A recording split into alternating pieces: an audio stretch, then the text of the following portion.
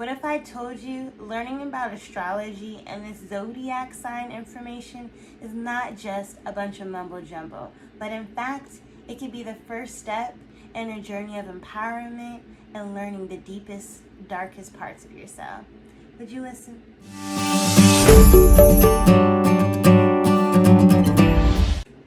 How many of us have had friends and family or whoever say, I'm not really into the zodiac stuff or astrology. There's no way you can predict someone's personality traits or how they're going to act based off of when they were born or planetary placements or whatever. Well, I'm here to say, oh, yes and no. But for those of you who are into that, I have some information that's super empowering to help you get started on your path. Stick with me. So today I want to talk to you guys about the benefit of pulling your natal chart or having someone pull your natal chart for you, aka your birth chart. So the first things first, you're going to need your date of birth, your location of birth, and the birth time in order to pull your chart or have someone retrieve it for you. Particularly, pulling that information allows someone to pull the planetary placements for you that are going to show up in your chart.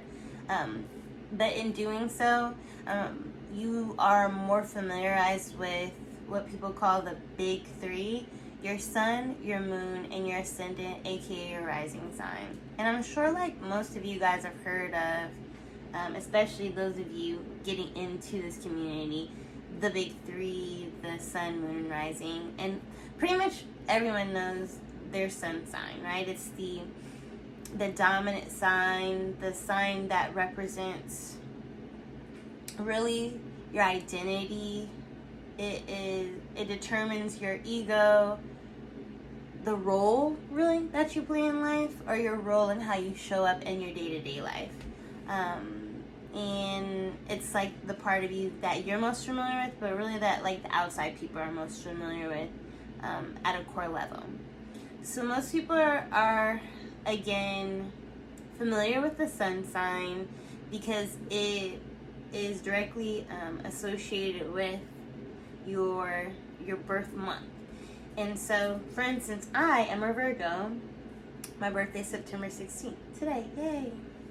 And that is the placement that the sun was in terms of like star clusters, because like I don't know if people know this, but each of the zodiac signs represents a star cluster within a galaxy, like within space. And so if your sun was like, say, in Virgo, the sun was placed in the Virgo star cluster, or the Virgo star. Okay? Just to give you a little piece of knowledge. But I say all that to say that the moon is the representative of the emotions. The moon, the planet, rules the emotions. It rules the moods and your feelings and your inward self. The part of you that you directly understand and personally know, but it's the part that you really don't show to the world like that. It's the part of you that you know very intimately when you're alone, or with the people who you're very, very close with, and who you're most deeply comfortable with. Knowing your planet placement or where the planets were placed within these star clusters when you were born, particularly is really important and really empowering for you in terms of understanding yourself, because the star clusters are associated with or correlate to varying energies, right? The expression of energies in particular ways. And then the planets, however, or in addition to, are associated with the actual way that these energies are expressed, and the planets rule specific energies and expressions of energies. So like your moon, your Venus, your Mercury, your Uranus, Neptune, they all represent, again, expressions of energy and how they show up specific ways. Now, the personal planets are the planets that are personal, right? Like closely tied to you and how you show up in the world. So understanding which planets were in which zodiacs within your chart on the day and the time that you were born could be really important, because it can help you understand the different energies that were at play when you were born, and the energies that like you're composed of. And it, of course, is just a very, I don't want to say just surface level, but specifically an introductory surface level assessment of your energies in terms of understanding yourself better as to how you show up, the choices you make, your personality traits, your moods, and how you interact and engage with the world. That being said, planetary placement and planetary energy also is impacted by your own soul growth. And so this energy can be expressed at a high octave or a low octave based off of your own level of consciousness, your own healing, your own growth, and your own understanding of what you've gone through in your life. Knowing the placements based off of having studied your natal chart, aka your birth chart, helps you understand the specific themes of the energy, what the way that energy is expressed or how it shows up at a physical level through moods, through personality aspects. Helps you understand maybe like why some of the things or the experiences you've had in your life played out the way they did or showed up the way they did, but also knowing your personal planet placements and in which zodiacs these planets are could also help you understand better as to why you made the choices or why you responded and what you learned going through those experiences had like a major play in terms of your energy, right? And so knowing the natal chart, the birth chart, really is an additional way to study yourself, an additional affirmation. And so I think the biggest takeaway from this is that having a natal chart or birth chart isn't meant for you to study to become dependent or codependent on. It's not meant for you to try to predict things or beat yourself up per se about your life. It's more so there to help you understand what the possibilities, right? The probabilities of how things could play out, or the things that you could possibly encounter during your life's evolution and your own growth comes up, or your own growth trajectory.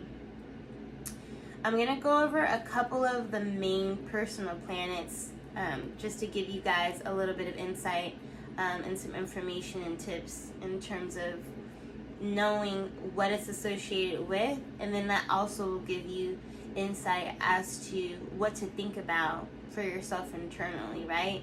Understanding what each of the planets rules, represents, or how that energy again is expressed can really help you understand your own personality traits a little bit better.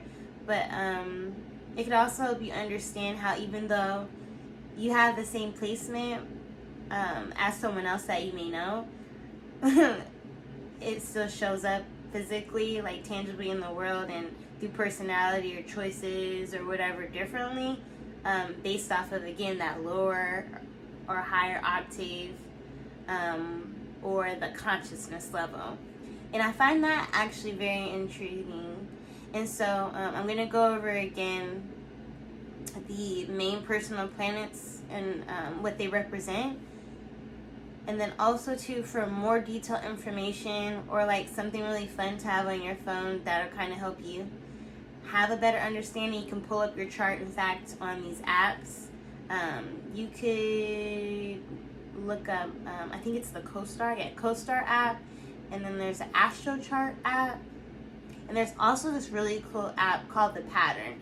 Now the Pattern, from my understanding, doesn't necessarily give you a depiction of like the birth chart or the natal chart itself, but what it does do is you put your information in, it populates birth chart information through algorithms and based off of astrology, and then it actually takes it, unpacks it, and breaks it down from a conceptual standpoint, and it gives you like descriptions or explanations for how the energy based off planetary placement and star placement and all of that, like how it actually will show up and be expressed through life experiences, like, and possibly through your personality. It's so cool.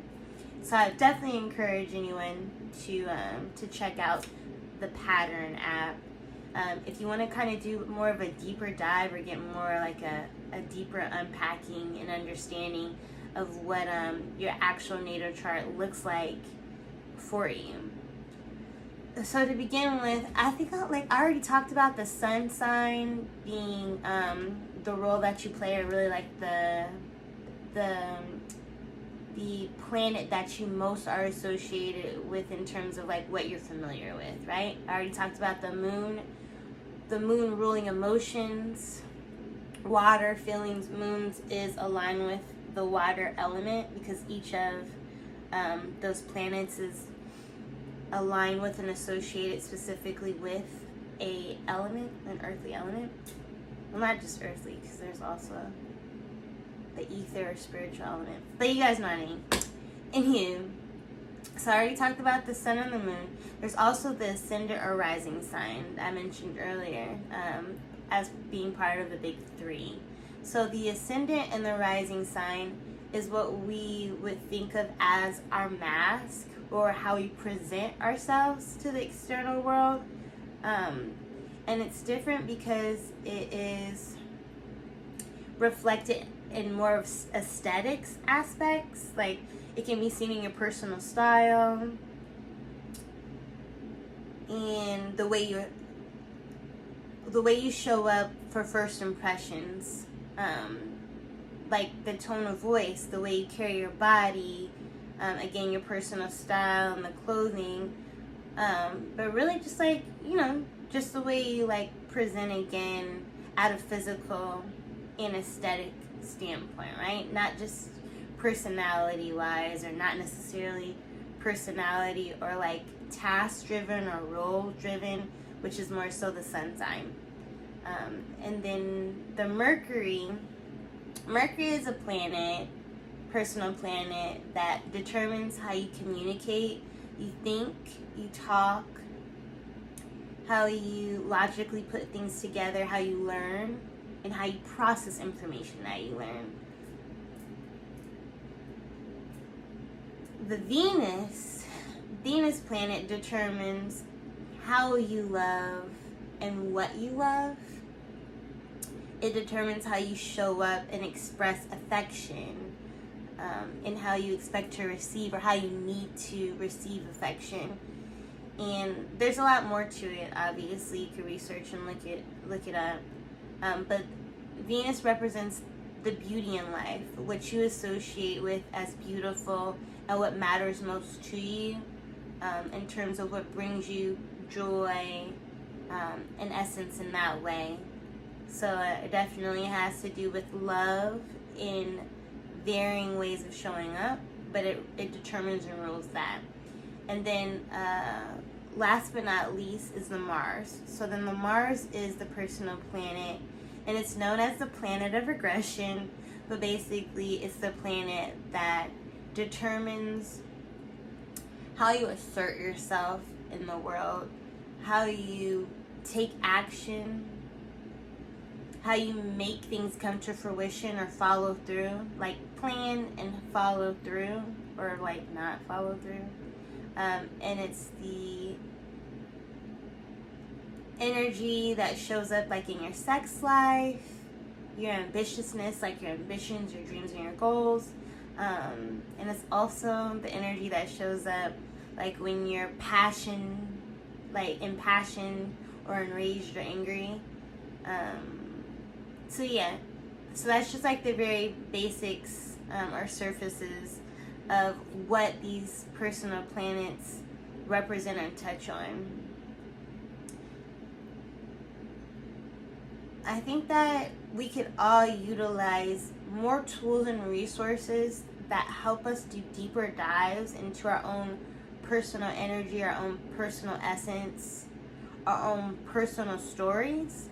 And I can attest to the fact that through my spiritual journey, after I had my spiritual awakening, one of the first things I did, after, of course, buying and accumulating all these crystals and buying a whole bunch of books on spiritual awakening and, like, the galaxy and us being bigger than our earthly matrixy lives, the next thing I did was put my natal chart, my birth chart, because I had read and I had heard that it could be really, really important for me to have that information, and I could feel really empowered by it because it would help me know myself deeper and better, and it would help me connect the dots to my spiritual awakening.